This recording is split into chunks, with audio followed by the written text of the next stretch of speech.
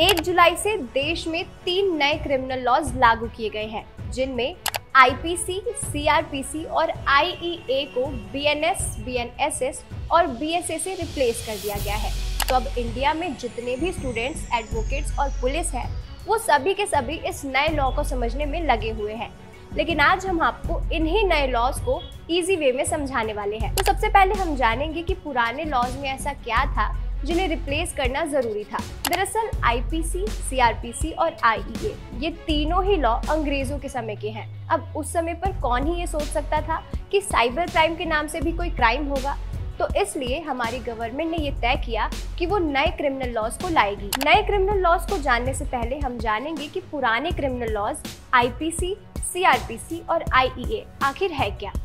IPC, जिसे Indian penal code act 1860 के नाम से जानते हैं, इस एक्ट को इंडिया के पहले एक्ट कमीशन ने बनाया था, जिसके हेड थे लॉर्ड थॉमस बेबिंगटन मैकॉले, जिन्हें सीआरपीसी का जनक भी कहते हैं।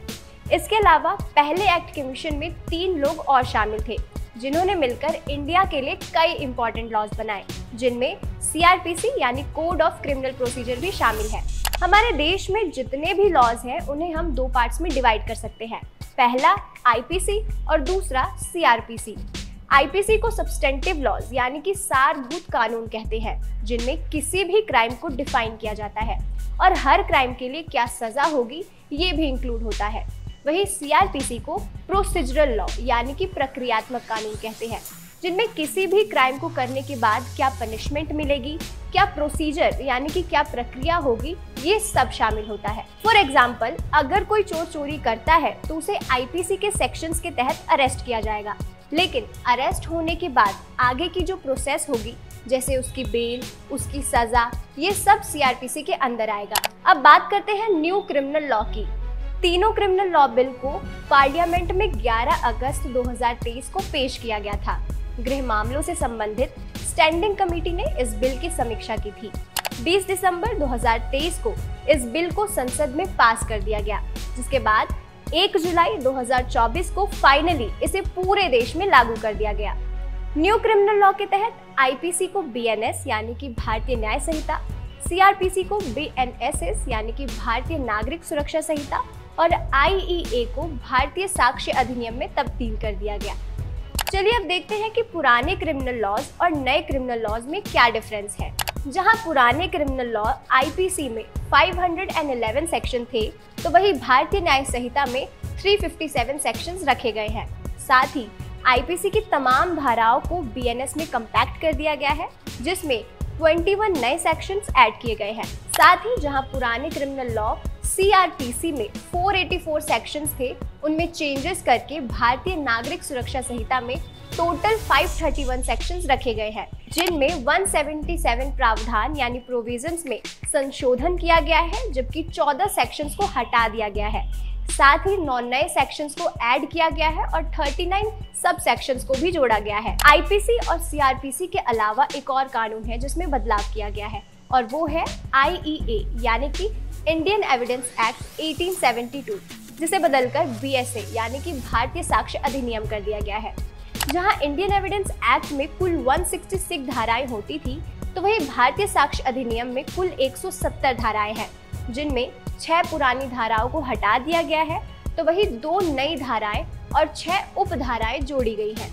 इन तीनों क्रिमिनल लॉ बिल को पेश करते समय 20 दिसंबर 2023 को संसद में हमारे गृह मंत्री अमित शाह ने ये कहा था कि इस बिल को पास होने के बाद तारीख पर तारीख का जमाना नहीं रहेगा और किसी भी मामले में 3 साल में न्याय दिलाने का उद्देश्य रहेगा। अब आप समझ गए होंगे कि नए कानून के तहत अब किसी भी क्राइम को लेकर जल्द से जल्द कार्रवाई की जाएगी। चलिए अब इस नए कानून के मेरिट्स और डीमेरिट्स के ऊपर बात करते हैं। सबसे पहले बात करते हैं इस नए कानून के मेरिट्स की। इस कानून के तहत अब किसी भी विक्टिम को कम से कम 3 साल के अंदर न्याय देने की बात कही गई है।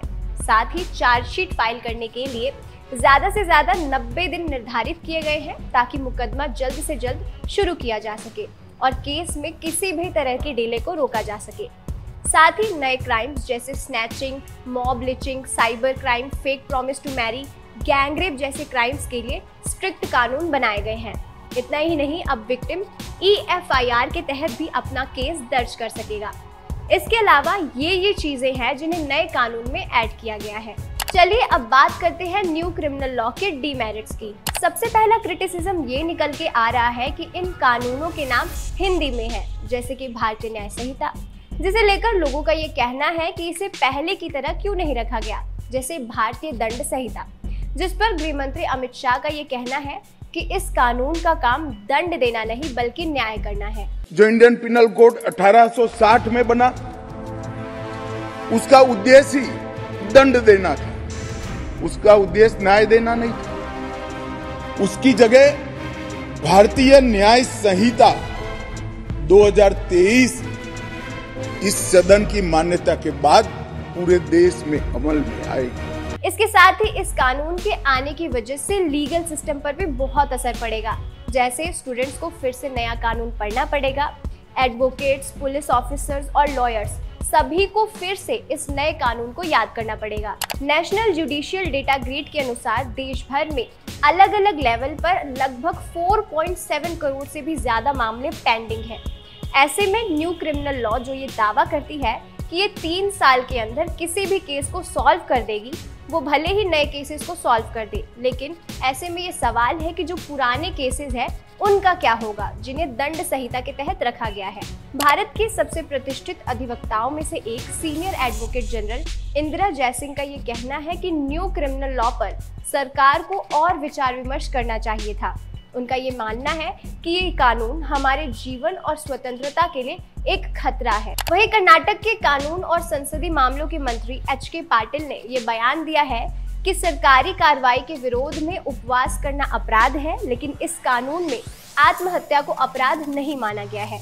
ये दुर्भाग्यपूर्ण है, ये स्वतंत्रता संग्राम का अपमान है। इसके अलावा सुप्रीम कोर्ट के एडवोकेट अश्विनी उपाध्याय ने मीडिया को एक इंटरव्यू देने के दौरान बताया कि जो नए क्रिमिनल लॉ लाए गए हैं उनमें एक बड़ी कमी है, और वो ये है कि इसमें झूठ को अपराध नहीं माना गया है। और भी काम करने की जरूरत है। जैसे एक चीज में रह गई है कि इसमें झूठ को गंभीर अपराध नहीं बनाया। जब तक झूठी गवाही गंभीर अपराध नहीं होगी, हमें वो अल्टीमेट जो जस्टिस की हमारी कल्पना है वो नहीं हो पाएगी। न्यू क्रिमिनल लॉ क्या है, इसे क्यों लाया गया और ये पुराने कानून से कितना अलग है, ये सब तो अब आप जान चुके होंगे, लेकिन इस नए कानून को लेकर कई सवाल खड़े हो रहे हैं। जैसे इस कानून में झूठे बयान, झूठे आरोप और किसी भी तरह के झूठ को क्राइम नहीं माना गया, जिसकी वजह से फ्यूचर में कोई प्रॉब्लम हो सकती है या नहीं, क्योंकि ऐसे में तो कोई भी आदमी झूठी गवाही देकर बच सकता है। साथ ही ये कोर्ट के गलत फैसले को भी क्राइम नहीं मानता, जो कि अपने आप में एक बड़ी प्रॉब्लम है। और तो और इसमें सुसाइड को भी अपराध नहीं माना गया है,